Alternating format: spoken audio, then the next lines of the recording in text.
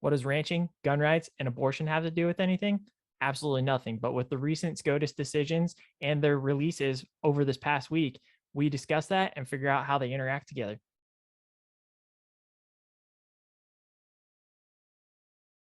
Welcome to Hashknife Hangouts. I'm Calen.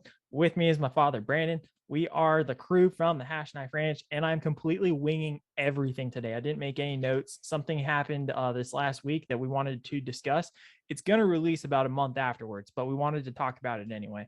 If you like our stuff, like, comment, subscribe. While you're at it, check out our social media: Facebook, Instagram, Rumble, Twitter, and anything else that you can find us on. Google, I don't care. You just look for us and we're there. All right. Anywho, we're going to move on to ranching, gun rights, and abortion. So those are all, other than ranching, those two big ones are huge takes when it comes to elections, political standings, how you see the world, what you think about different things involving our culture, our nation.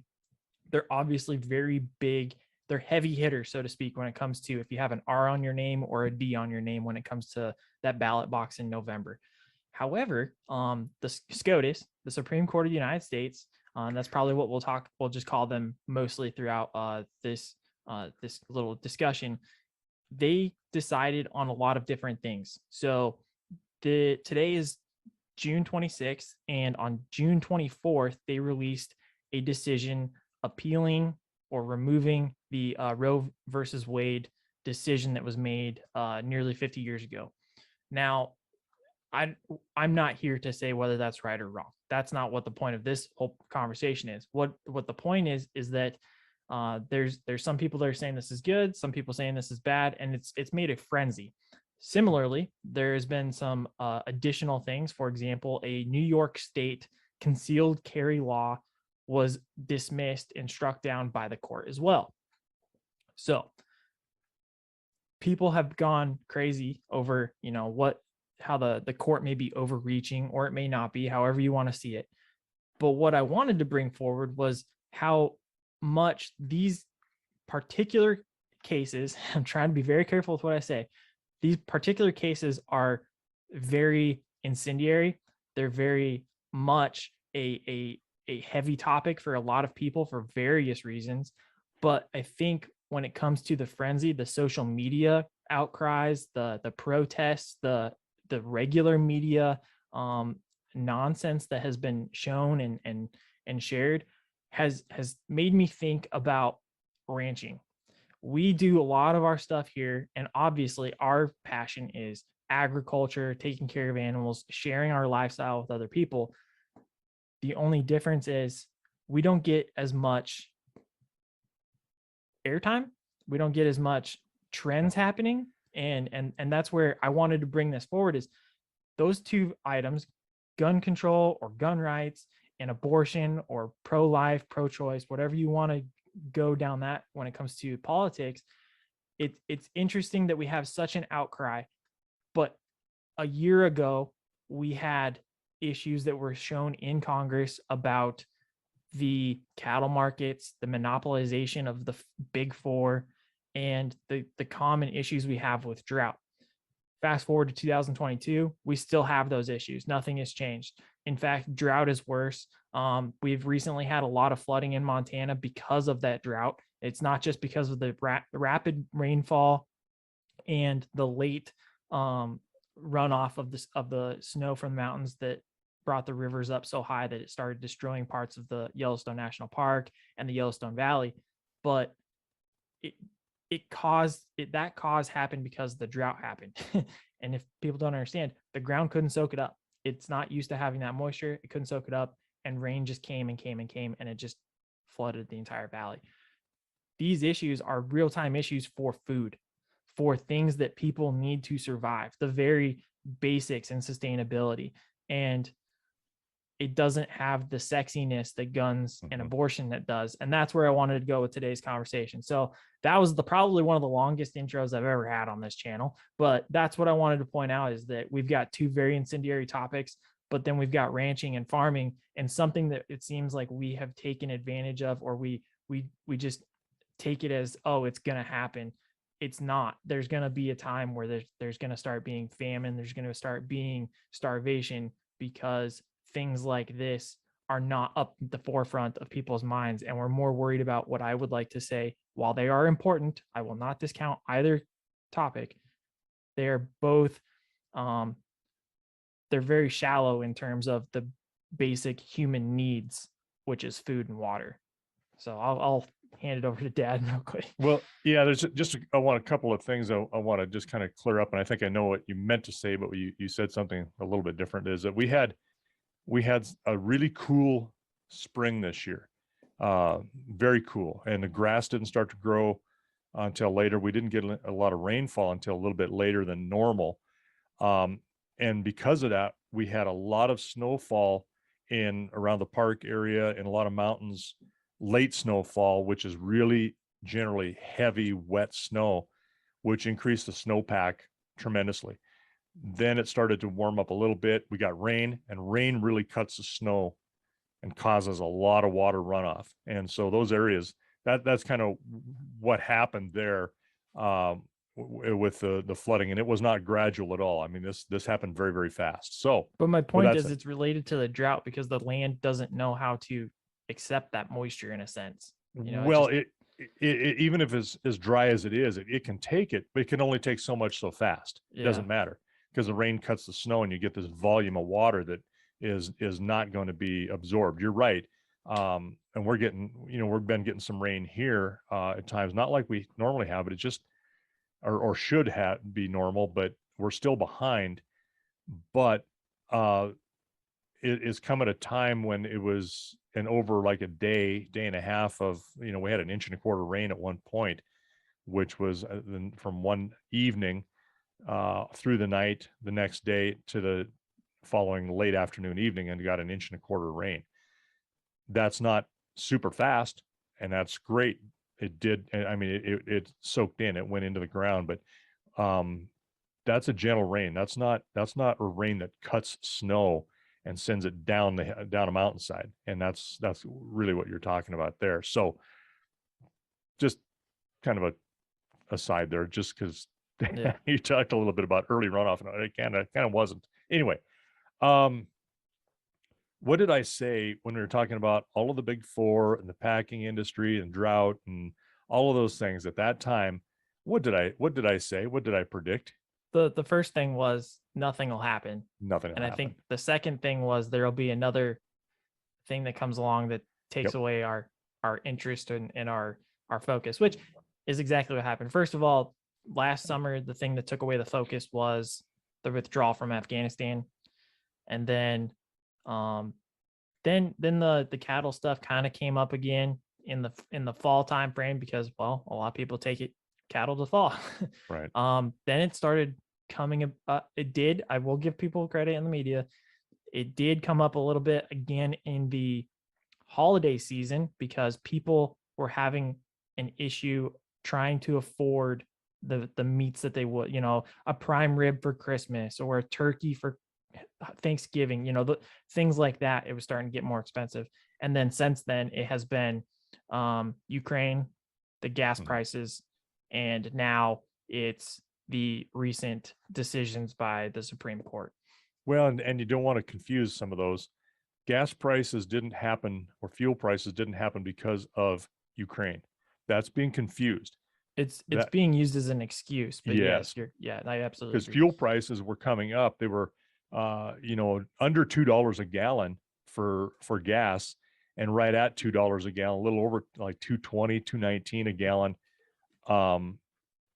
right after our president took office. And now, because of some key things they did, which again is politics, shutting down pipelines, shutting down drilling, and then twisting that and saying, oh, there's permits open. Yeah, there's permits, but you can't use the dang things.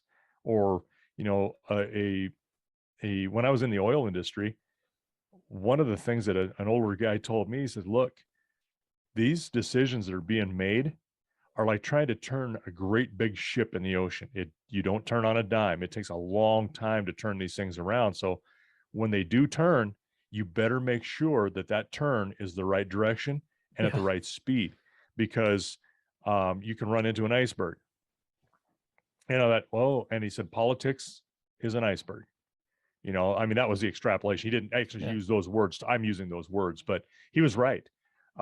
So, politics change very, very rapidly depending on who's, got the most TV time. So,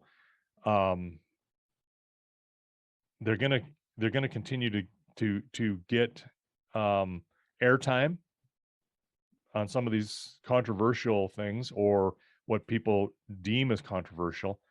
And it depends on which side you're standing on. And we try to be apolitical here. We really do, but you can't help but have some things, and most things affect you politically, affect everything we do. And that's where we've really gotten in this country anymore, is that the decisions that are made not in our best interest a lot of times. And we talked about, you said it yourself, food, famine, the lack of it.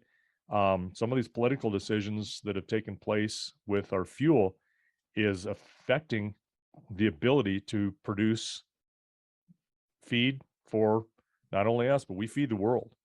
And you watch right now the price of hay again, and the price of grain again, whether it be corn, wheat, whatever, is going to skyrocket. And and the biggest factor to that is the price of fuel to be able to plant, maintain, meaning, cultivate, spray, for, any kind of pests, both herbicides, pesticides, to be able to make a high yield. That all takes, and then ultimately harvest and truck, that all takes fuel. And that high cost of fuel is an enormous expense. Now, that is if you have a decent yielding crop. Now, the same thing can be said with cattle. I mean, it takes fuel for us to be able to make cattle. I mean, you wouldn't think so. Not on the scale it does for some of the agricultural grain and type of industry, but we still depend on fuel to do what we need to do. If you have a yielding crop, that's one thing. But right now, the price of fertilizer to be able to get a yielding crop like we have had is through the roof. It's almost, last I knew, it was almost triple what it was a year ago, because of partially availability. Because guess what we're doing? We're dependent on other countries through politics to be able to get fertilizer. And, some of these booger eating morons who say, well, we just use human waste. That doesn't work. You can't, the volume is not there for one. It's different types. You're not specializing the type of fertilizer to the growth. And let's start there. I think that's a good place to start. Is you can't just use waste from human beings, because there's nutrients in certain wastes. There's nutrients in I was looking at something on, I think it was Twitter recently, and it was a guy that showed the difference between the nitrates in like chicken feces versus goose feces versus pork, sheep, and then beef. And of all of them, the one that we use the most just by sheer volume is beef. Guess which one has the lowest amount of nitrates in it? Beef. It's crazy. And so chicken is one of the highest ones. And that's the thing, is they're looking at, like, if we can get more production from the chicken feces, that's actually good. But the reason why, like you're saying, you can't use the human feces factor is because I don't know what the nitrates are, first of all. Second of all, like you said, the mass production of that, and to be able to catch that would be, I don't even know how, that I can't imagine how difficult that would be, just on sheer logistical. Probably take evil pipelines to get it where it needs to go. Yeah, that's funny. Right? Yeah. But the other thing too is, if you know anything about agriculture, you also can't use the same levels of nitrates and different things, because, for example, I'll give a really good example is tobacco. Tobacco will, in the worst possible way, destroy ground within a matter of a couple years. It takes all the nutrients and just soaks it up and takes it and then produces it into what we have as tobacco. What people will then do is they will remove tobacco from the ground and they no longer produce tobacco to get the correct nutrients back into that ground. They produce other crops like soy or sorghum or corn or wheat or barley, and those over time will put those nutrients back in, and then you can do tobacco again, and then you do the rotation all over. People do that on a frequent basis with wheat, corn, barley, and they just go from year to year changing their different crops. They might do the same crop 2-3 years in a row, go to the next crop, 2-3 years in a row, next crop. And that's how they're able to keep the nutrients in the ground. So to just say that the human waste would be able to easily solve that, it's intellectually dishonest, and you clearly have no idea what you're talking about.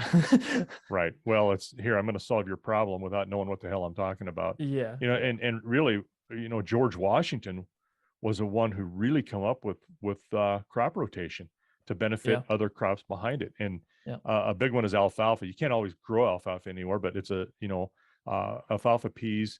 Those legumes are a nitrogen fixer. So they put nitrogen in the ground, and it takes nitrogen, phosphorus, and potash are big ones in your you go to any box store and buy fertilizer for your lawn.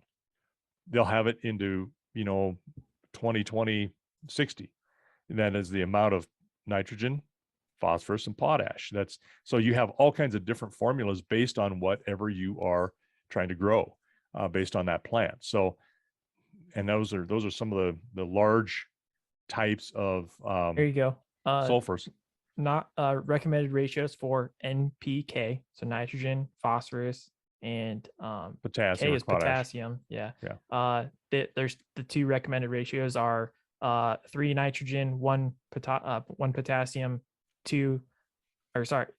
1 phosphorus, 2 potassium, or 4 nitrogen, 1 phosphorus, 2 potassium. So yeah, those are the two recommended ratios. But it also depends on what you want to do with that plant. Are you establishing a new crop? And I'm starting to talk right on the edge of my decent knowledge of botany, because I wasn't I've got some botany in my college training, but look, I like to eat plants. I really like to eat the things that eat plants. So, I leave them alone and they leave me alone, unless they're real noxious and I got to get rid of them. So, you think of it this way: is the three numbers on those are up. If you want your plant to grow up, it's first, you increase that first. Up. Down, you want root growth, or then all around, you want to spread. So up, down, and all around. Right. So when you do that, you aren't necessarily putting the same type of fertilizer on from one year to the next on a perennial crop. You're doing what's going to be best for that crop to be able to establish growth, get growth, and yield. So you just don't put any old waste matter on a crop. And so, we start to get the politics of, oh, you can only do this. Can you imagine what is flushed down a toilet, for instance, in the way of, prescription drugs, right? Waste products, chemical waste products that, somebody's cleaning and they just dump it. That's a good place to get rid of it. There's a lot of stuff that comes down through those pipes from our houses, especially in the metropolitan areas. And it's probably no different than where you're at on a local area, because, we have a cistern, or not a cistern, but a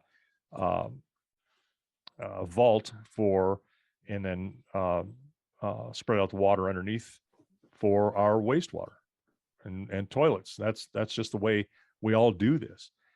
We don't have that infrastructure that somebody takes our wastewater and cleans it up and then, throws it back into the river and takes these products and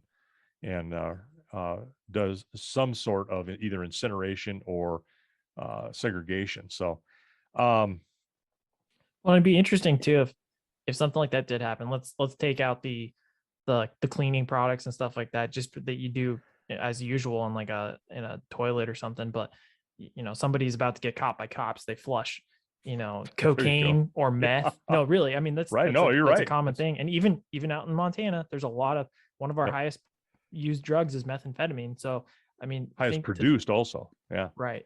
And to think like that, if that were to get caught in that, what's the impact of those particular things? Cocaine, crack, methamphetamine, anything like that into the soil, what would that do? That'd be an interesting. I'm sure somebody's done an experiment at Kansas State or Colorado State or Montana State. It'd be interesting to see what that might be, because I don't know if it would completely kill the area or just retard the growth, or maybe I don't know. Maybe a plant likes some of that stuff, and now you eat the plant. What happens? Oh, that's a good point too. What would it do to your system? Yeah, that'd be interesting. You talk about hormones in beef or chicken. Yeah. You know, you're kind of it's still inside of your food chain inside of that cycle. Yeah. So I don't know, but the impact that we have on our food chain based on politics, you know, we kind of started going down there, is not any different than, as you started to talk about, you know, some of the high court decisions this last 2 days ago. The court is not supposed to be politically motivated. And one thing I'm really glad to see, as I understand it in my limited, you know, knowledge of what's going on, is the court did not try to interpret whether or not or give guidelines like they did with Roe versus Wade. They did give guidelines, and it was based on Texas state law at the time, and it was early 70s, what, 73, 72, 73, I think. Let me, keep talking. I'll Google it. Anyway, you know, they started making law based on what they do instead of January interpret the 73. Okay, what's 73, early 73. So they started making, and you see this happen often in state Supreme Courts as well as U.S. Supreme Court. They start making law or legislating from the bench. That is not the purpose. And so if they struck this down based on constitutionality, okay, the case was made on constitutionality, as I recall, or what I remember, not at the time, because I was, you know, 10 years old at the time. So I don't even remember when it was going on, to be honest with you. You know, I'm out chasing butterflies and trying to catch frogs, and you know, so just a quick synopsis says that, you know, the original case was decided that a law was unduly restrictive as a state regulation to abortion rules. I think that's what. Yeah, and I think it was general synopsis. Yeah. It was, I think the basis was on personal, the interest of the person and their autonomy of them and their health, well-being, body, whatever, the personal decisions, versus the interests of the state, which the state meaning advocating for what is the best for society, meaning people who can't speak for themselves. And so, but then they came up with, you know, how many weeks is viable for a human outside of the womb. So those, you know, those things are different. I think that you're talking about due process, and the 5th and 14th Amendments was based on Roe versus Wade, I believe. Or you mean that Roe versus Wade used those as they're deciding, and that was Roe's. I think that was Roe's argument, is that, you know, it was basically having the ability to decide for yourself, personal rights, or due process of life, liberty, and and personal liberty. So the interesting part of that is that, and I think that's where the biggest crux of this goes, is what is life? Where does it start? Where does it end? The problem with this is, as I see what's happening in later years, and just lately in several states, is that those who are in favor of that want to expand it. Those who are not in favor of it want to eliminate it entirely. So you've got these two ends going towards that, and I'm really hoping that I don't come across as leaning one way or the other. Not that I don't have some personal thoughts, but in a way, it's like I'm just trying to dissect the what of and how of it.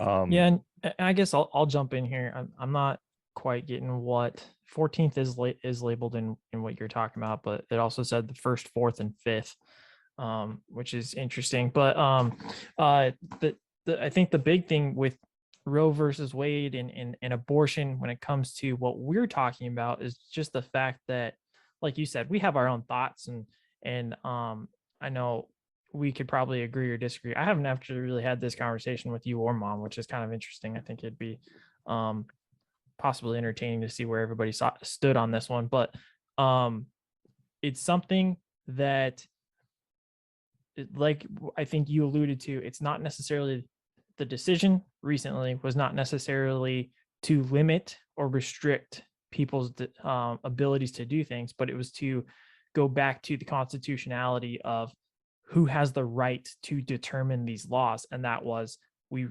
place these laws with the states, not the federal government. Like you're saying, they're looking more at how do we interpret the law, and we rule based off of that rather than legislating like you're saying. So what does the law say? Oh, it says the states have the right to make these laws. So they need to go back to the states. This is not a federal thing. But I think that more importantly, the part that I was trying to make is the is that I have a really good friend that is still considered a newlywed. And he Snapchatted me and he goes, "Oh boy." He's like, I just got in the biggest fight with my wife. And I'm like, "Oh, okay, what happened, bud?" And they got in an argument over this. And he said the exact same thing, which I've been thinking. That's what spurred us to talk about this week, which was everybody's up in arms on Facebook, on Twitter, on Instagram. Oh, let's just set back our clocks tonight to 50 years. You know, all these things, and everybody's up in arms. I'm not saying whether or not they should be or shouldn't be. Like that's not the case. But he made the point that I was thinking, and I felt relieved that somebody else had said it, and it wasn't just me. And it was that this is an important thing for a lot of people, and it is an important thing to discuss and to make a decision on. But when it comes to basic needs as a human being, this has no this is not important. And that's where it's kind of getting at, is ranching and farming is a very serious issue right now with, like you're talking about with the politics earlier, the fuel costs that we're accruing.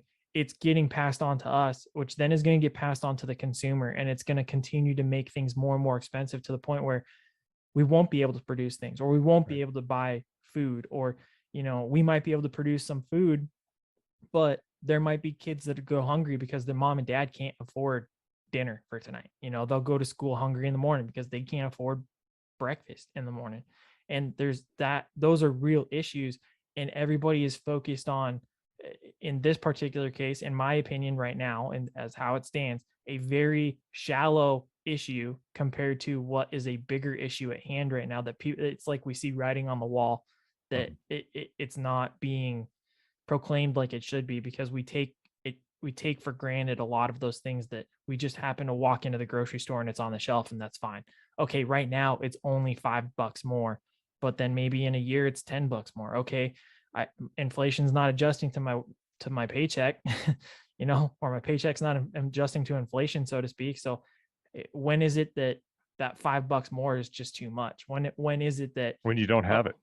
And that's my point, is this is an issue that it's a very important issue. It's something that needs to be discussed, and it always should be discussed. And it's something that's always at the forefront of elections, but it's a shallow issue when it comes to survival. I think we've taken advantage of where we stand as Americans, as very spoiled first world country. And we're looking at things that are important, but they are just not as important as the basic foundational needs of food and shelter. And that's kind of where I'm talking right now, is that this is an issue, but it's not the issue people need to be focusing on. They need to be focusing on the cattle markets. They need to be focusing on the crop markets, cost, and all that.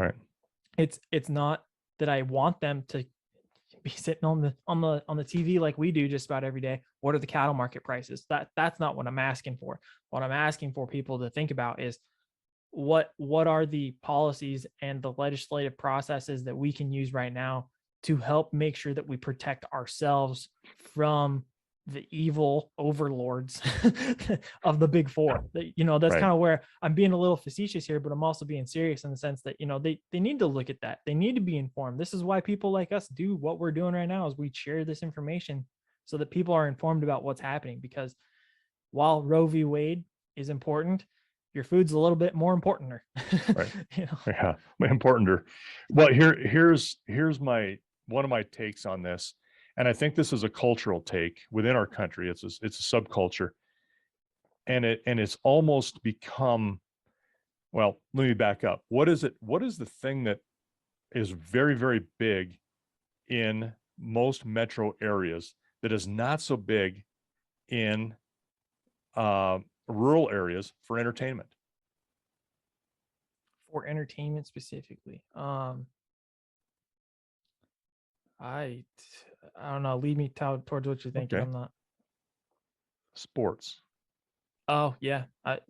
Honestly, the one sporting event in Montana that's important each year is the Cat Grizz football game, and that's a about college it. football game, right? Yeah. But you take a look at some of your larger metro areas, and what do they do? What do they support? And I mean support in really super emotional ways. That's their sporting teams, and it isn't just one team. Many, and some of these folks are. It's amazing to me that kids, women, men, it doesn't matter. It doesn't matter what age. They have a team, and they have favorites on those teams, and they can give you stats off the top of their noggin about everything, and I mean, so that's what they do for entertainment. We do like that stuff. Like, I was watching the Stanley Cup, with your mom, not last night before, and watching. I was watching Avalanche too on my 24-hour shift. So, we do, but we're not. I can't tell you who some of these players are. No. I watch it for the enjoyment of the game, right? Mm-hmm. And so these guys were playing hard the other night, by the way, on this hockey. Oh Man, was a they were physical getting game. at it. Holy cow, it was I think good. they kind of good game. dislike each other, but yeah. There might be some of that too, but they play hard because the Stanley Cup is, best out of 7.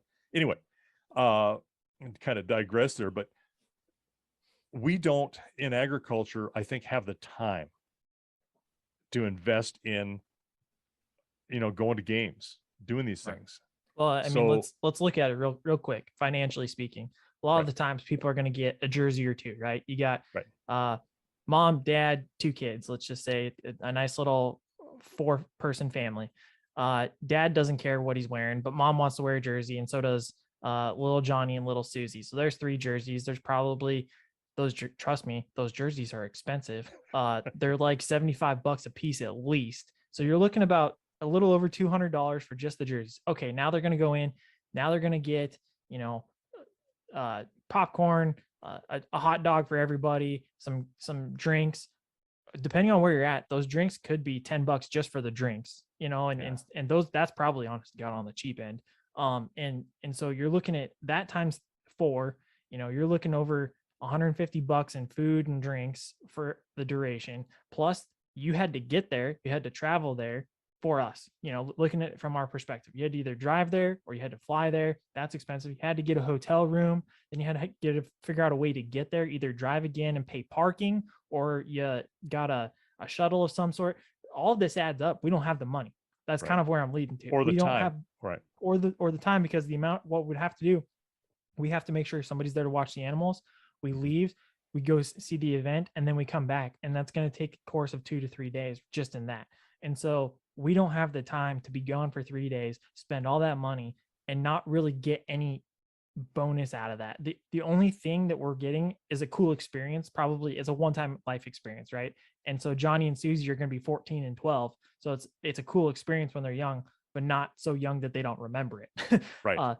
I'll talk about like Disneyland. We never went to Disneyland. Mom really wanted to go to Disneyland with us. Dad talked her into us going to Disneyland when I was 12 and Braden was 10. And that was a cool experience. But Dad was absolutely right. I would not have known what was going on if I had been 4 years old. And so there's a way to we do it. But yeah, you're absolutely right. The time and money investment just in something in like a sporting event, it's just not what we do. But what else do people in the larger cities do with their time? You know, they go to parks, they go to, I mean, there's museums, there's all kinds of stuff, but that sporting stuff is something that they live a little bit vicariously through somebody else. Yeah. Right. Yeah. And so they've got their sports stars, their gladiators, I call them. So that's one issue for people in those big areas. Now, extrapolate a little bit with me, and that is when people don't have a lot of else to do, and some people don't have any interest in sports. But what has become more of a sport anymore now, in my view, are politics. Yeah. And Because that's where we have this especially cultural, because it's easy on your phone or on your computer to get on social media and suddenly right. you're in the political sphere. And you're an expert because I say I am, you know, I mean, Yeah. so politics has become a sport.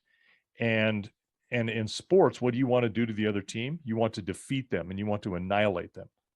Yeah. And that's kind of what's happening. We get this wide divide. And like I said, Roe versus Wade, you've got one end that says absolutely not. The other end says, oh no, we should be able to abort, you know, within minutes after a live birth. That's been in a couple of states. Like, what the heck? You know, this is a far cry from what was decided in 1973. So, you know, you have people who are fighting and trying to inflict their will, one side or the other, both ways, on something that they believe, and I don't think there's any argument that there's passionate about what they're believing in Oh and yeah, what for they're, sure. you know, I mean, on both sides. So that is a little bit different, I think, than as you mentioned, I don't know how much time we got left, but about 20 minutes. 20. Okay. But you take that part of that, and it has become a new sport in a way. Yeah. Politics, and I've said this before, I said the religion of politics. Mm-hmm. It's either a sports or it's a religion. And sometimes the same fervor and the same passion to both of those things, sports and religion, go to the politics. So it's just one more thing to get involved with. And I'm okay with people being involved in politics. Why wouldn't you want people involved? What I would hope that they would do is, just like the Supreme Court is supposed to do, is their role is to rule on the constitutionality of something. I mean, not to legislate. That's what our Congress is for, our Senate and House of Representatives at the federal level. And what other, you have a House of Commons or state legislatures, or, you know, however that's set up for your state, you decide that at that point as well. So at those areas, but being informed, and I don't think anybody is completely and absolutely informed on any subject, me included. You know, there's things that you miss. Well, there's details. It's hard to yes. get every single thing, Right. especially when, you know, we talk about agriculture, but that's a swath of information. You know, we were just talking about crops, and there's a lot of stuff I don't know about crops. Dad knows a little bit more because he knows a little bit more about botany.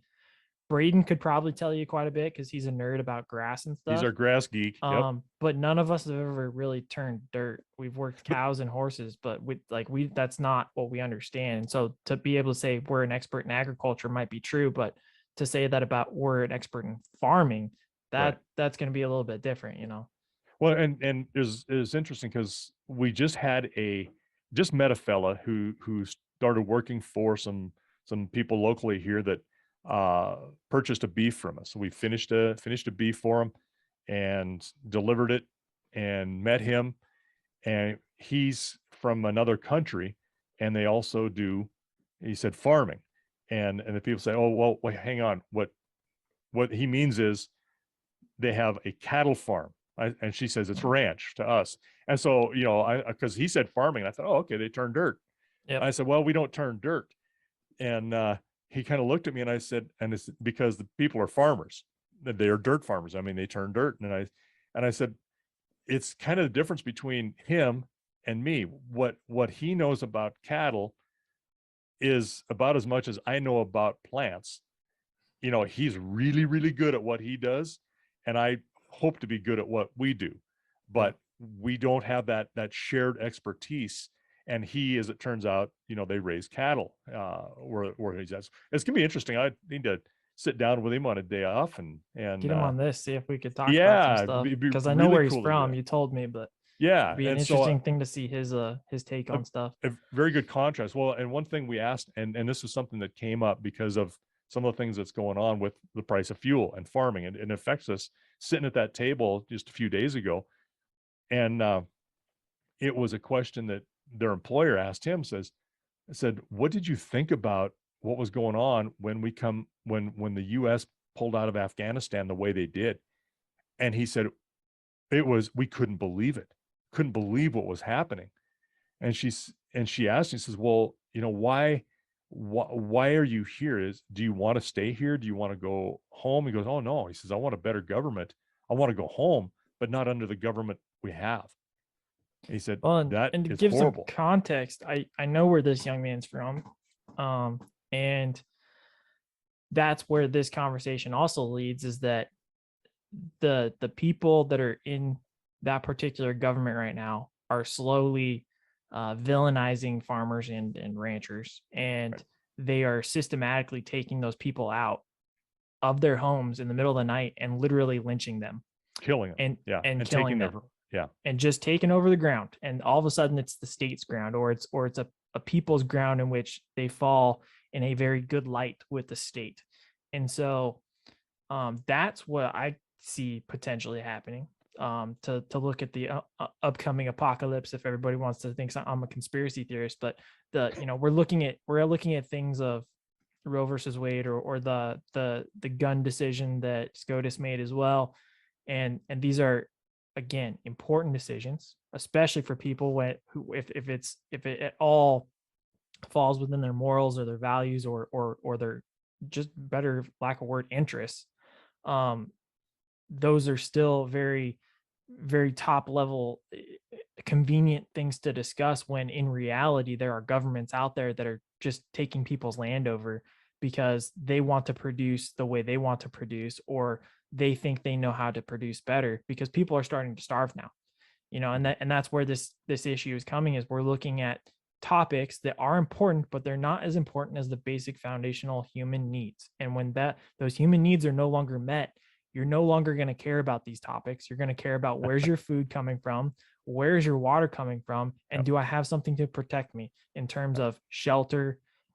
Maybe it's a weapon like a stick or a rock. I don't know. But those become basic foundational needs. And you're looking through the lens of the sports, through the lens of the religious fervor, through the lens of a Politics, a political social stand. media platform. You're looking at all of these politics that really don't freaking matter. And we're seeing our way of life, our world, start to slowly crumble, and we see where it's going to get passed on eventually to the consumer, but the consumer just hasn't seen it. Instead, like you've kind of pointed out, they're at a football game or a basketball game, or they're watching a tennis match, or they're enjoying doing something else, or they're on their social media platform rooting for their team. And that's the problem that I see. And I think that's, again, to illustrate what that man was talking about, to talk about like what my best friend was discussing with his wife, is these are important issues, but man, we've got importanter issues to talk about, and people aren't focusing on them. I really wish they would. And I don't know how to get that out there like we should. Well, and you go from a goat to a hero very, very quickly, depending on somebody else's need. Yeah.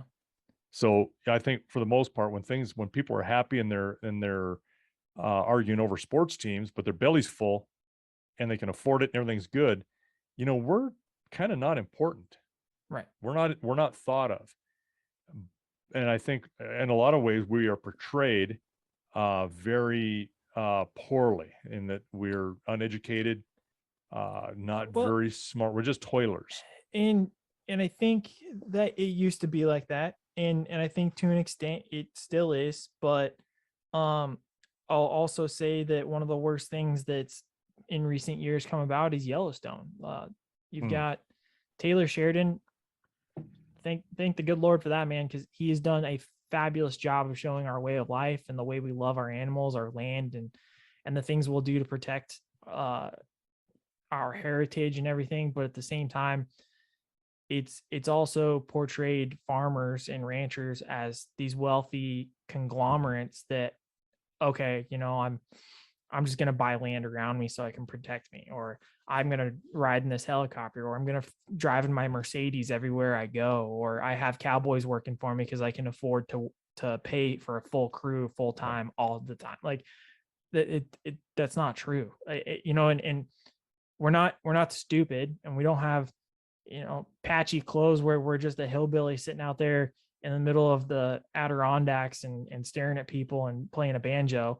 We're also not John Dutton, a livestock commissioner who breaks every freaking law known to man and also has money out the wazoo, but we're somewhere in the middle. And that's where I get frustrated, is the correct portrayal and sharing our information and sharing our way of life, and also making sure that what's happening is properly documented so people can see the reality of food and the process and what they need in their bodies, and also legislate appropriately and not be on social media. Well, yeah. And trust me, people generally only will follow the politics that's going to benefit them directly in the short term. Yeah. And I should say in the short term, not. And that's why I say it's like interest. I understand people to, like a sports team, hey, everybody's paying attention to talk about hockey real quick. Everybody's talking about Tampa Bay Lightning and the Colorado Avalanche because they're the only teams left. So it's interesting to talk about those two. Right. But nobody wants to talk about my team, the Buffalo Sabres, because they haven't been to the playoffs in freaking forever, and they're on a losing. You know what I mean? Like, it's not important right now, so they're not looking. What and your brother's team. What's that? You don't even talk about your brother's team because they lost out, and he's a poor sport when it comes to losing. He is a poor sport. Yeah, they've been to the playoffs further than mine have in a long time. But yeah, whatever. The Hurricanes. But yeah, but the other team too. Like, the other thing is, to me, that if you prioritize things, is abortion or the question of pro-life, pro-choice, is that your number one thing? Okay, then you should prioritize that as your number one thing. Is gun control or gun rights your number one thing? Okay, then prioritize that as your number one. Is food control or food production or the things that revolve around that your number one thing? Then maybe you should prioritize that. And to me, that is, because it also incorporates a lot more things. It's fuel, it's sustainability. You want to be eco-friendly. A lot of people on our left side of the spectrum want to be. That you should be joining us. This should be at least in your top 3. I think if you're environmentalist or not, this should be in your top 3.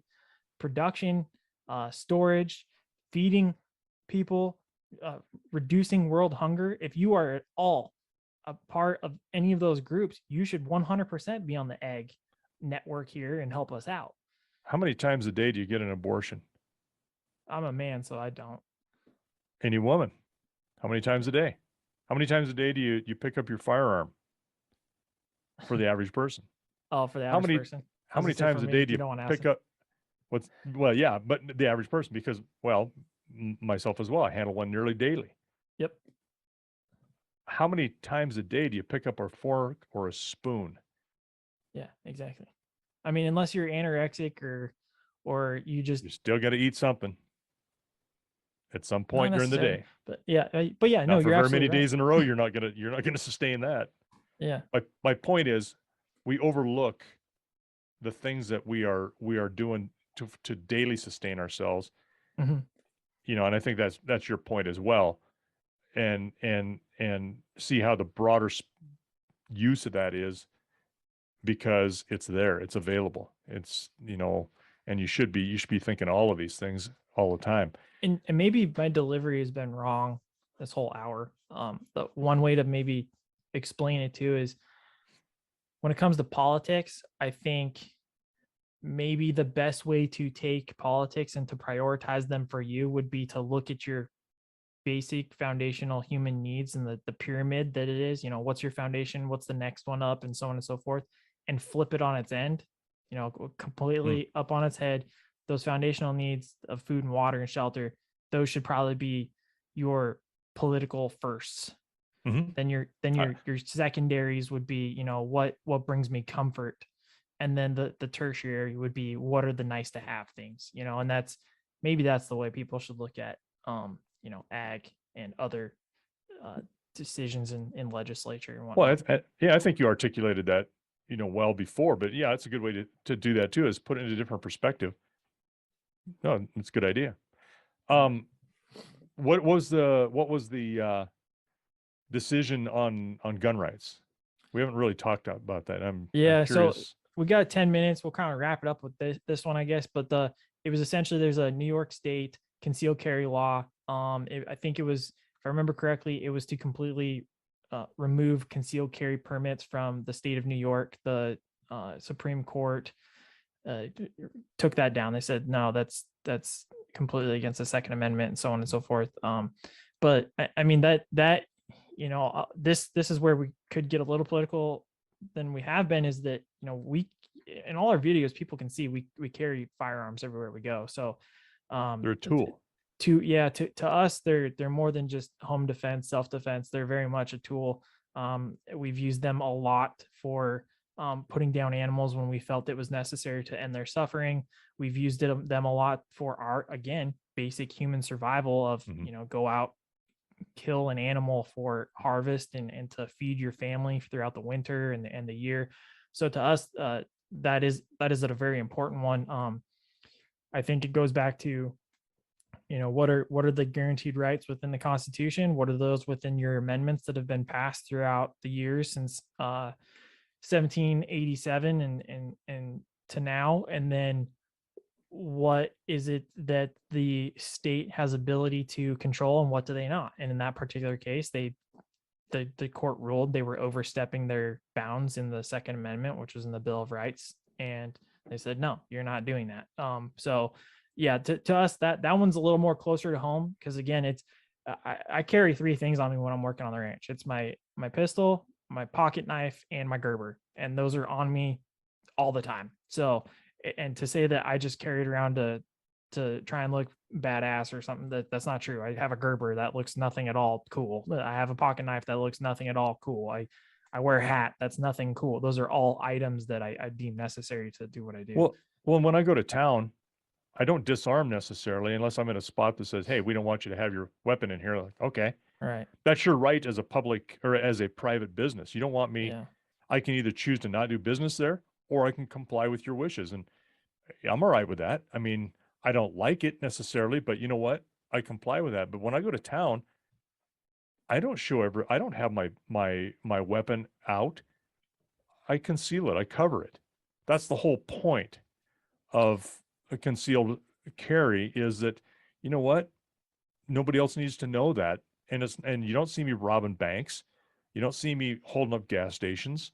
And When I go to town, it is for a defense, because the largest city in Billings is Billings in the state of Montana, and they're having a shooting a week, which is, yeah, I know, seems like nothing when Chicago's doing 50 to 70 on a Saturday night. day, yeah. Yeah.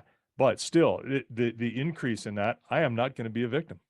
Well, and the other thing too, I'm a little bit opposite. I completely support concealed carry and all that, and I do on a regular basis. But I'm getting more and more towards open carry, because I do like the fact, and I've explained this to Dad.